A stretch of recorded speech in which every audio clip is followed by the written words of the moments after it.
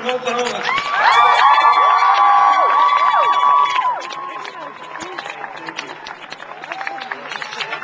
Let me do two things tonight. I want to first of all tell you, describe to you what the problem is, because I don't think it's been adequately described yet. And then what you guys are doing here and what you can do to solve this problem. You know, I had occasion many years ago to start, I developed the love for Africa. This is a long time ago. I'm talking about this is a Jesus thing a long time ago. Then when we came to the United States Senate, and I found out that these problems were there and that nobody cared about Africa. I can remember when we went into Bosnia, and I was critical of going into Bosnia at that time, so I said to the Clinton administration, why are we going into Bosnia? And they said, it's because of ethnic cleansing. And I said, on the Senate floor, loud and clear, I said, for every person who's been ethnically cleansed in Bosnia, there are 100 in any country in Africa on that given day. We all remember what happened in Sierra Leone. We remember what happened in Cote d'Ivoire. We remember what happened in Benin. And you know, we have all these problems that are out there, and nobody cared about Africa. But when something gets high profile, then all of a sudden it's politically expedient to fix. Let me tell you about the problem first. The problem, there's this guy who is a perverted murderer named Joseph Kony. The only way I think Joseph Kony can be is going to have to be eliminated before it's over.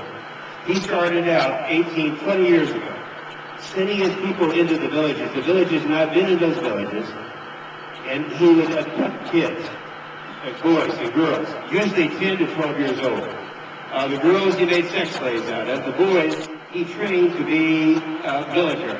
He taught them how to fire automatic weapons. And if they didn't do it, or if they shed a tear, he would cut their ears off. And then after he taught them how to use weapons, he would make them go back to their villages. And they would have to murder their parents and murder their brothers and sisters. And if they didn't do that, they'd come back and they cut their lips off. So you can see this movie that Bobby and these guys put together. You have to see them.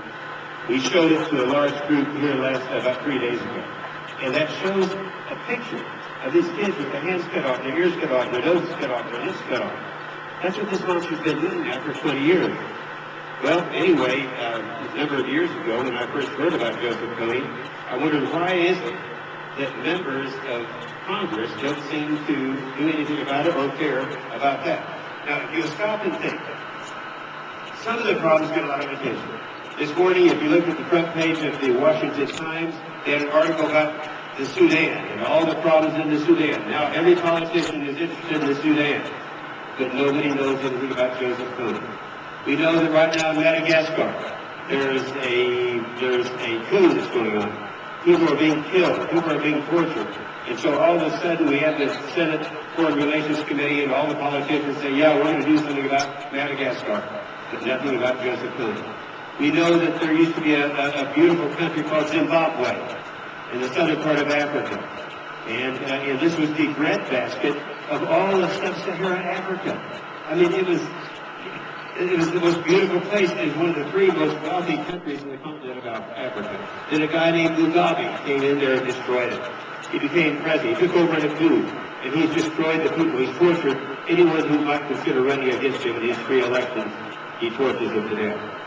This is going on right now. And so all of a sudden, all of the politicians got involved. Yeah, we're going to do something about that, but they don't know anything about Joseph Kony. Well, we know about Somalia. Remember this? Maybe now you guys are too young to remember when the Somalians dragged the naked bodies of our Marines through the streets of Mogadishu, and that got everyone's attention. And so everyone started politically doing something about Somalia. Now we got the pirates out there. I was in Somalia. I was there last week. And they're not, they have all the attention in the world, all the people body, they're all concerned about Somalia, but they don't care anything about Joseph Kony. Western Sahara was pulled out of their homeland. They want to be repatriated 30 years ago. Now it's a tragedy. Everyone knows about it, and the politicians know about it, but they don't know about this. So let me tell you what happened. So you wonder what happened to me 2 years ago. I had been working with the president of Uganda That's President Museveni, the president of Rwanda. And by the way, Rwanda gets all the attention too. No wonder they had 1 million people hacked to death with machetes in this genocide. And we went back to the 15th anniversary of that horrible thing. But everybody knows about that. But with working with President Kabila and President Kagame from Congo and from Rwanda, they want to do something about Joseph Kony. But why is it the United States doesn't care about Joseph Kony? Well, I went up to the northern part, to a little village called Gulu, in the northern part of Uganda. This is about, what was it, about 4 years ago? About 4 years ago. And I saw these 3 weird guys carrying cameras around. That's one of them, Bobby, then his friend Laren, and his friend, who's that? Yeah, Jason. And he's out there right now. And I said, what are you guys doing up here in Gulu? He said, we have heard about Joseph Kony, what he's doing. How he's destroying these kids, how he's mutilating these kids. We want to do something about it. And I said, hallelujah. Nobody else has ever cared until Bobby and his 2 friends came up there. So I thought, here's the guy that appears to young people, and he already had a huge following nationwide and introducing people to this problem. So I thought, he's the guy that can make this thing work. We can raise the level. These people who serve back here in the capital, they're House and Senate members. You know, they're not going to respond unless a lot of people are putting pressure on them. When you get people like this, and this is happening all over the nation, it's happening in my state of Oklahoma right now, and with all of this going on, this is going to lift the visibility. And I can tell you, without this, every week that goes by, I found out that Joseph Kony, we thought he was in Eastern Congo 3 weeks ago, so I went over to Eastern Congo, and he had already gone. He was running up north.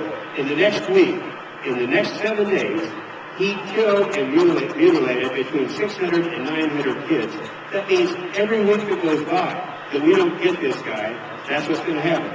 And lo and behold, it's you guys. It's the number of people that make the difference. And it will make the difference. I promise you.